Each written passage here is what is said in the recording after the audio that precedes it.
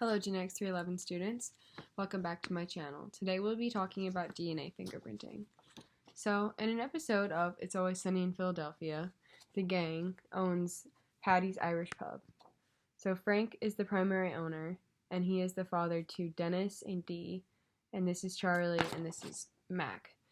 So Frank has run into a little bit of an issue where somebody has broken into his safe in his office and been taking his money. So we have been doing some DNA fingerprinting to figure out who this person is. So each band represents its own DNA loci. So looking at the first one, this is our sample that was found on Frank's safe. So Frank's DNA matches with one of the bands. This is probably because he owns the safe. Both bands match Dennis's. Only one matches Charlie's, one matches Mac's, and both are the same for Dee. So Dee and Dennis are both our prime suspects coming out of loci 1.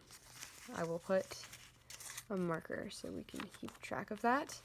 So now, looking at VNTR loci 2, our sample has one band that matches Frank again, both match Dennis again, both match Charlie, only one matches Mac, and only one matches Dee.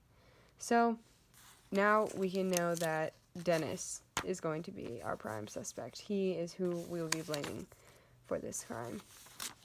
But another important thing to note when looking at anything with DNA fingerprinting, and especially if it has to do with parents and biological parents being involved, one allele is always going to be passed down from the father and one from the mother.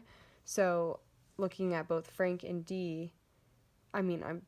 and Dee, which are the children of Frank, they each have a band that matches Frank's. So here and then here, Frank matches Dee, and then same with right here, that matches Dennis, and then right here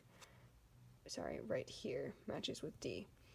So all in all, our takeaway from doing this DNA fingerprinting is do not trust Dennis in your office because he will take your money and Frank will find payback.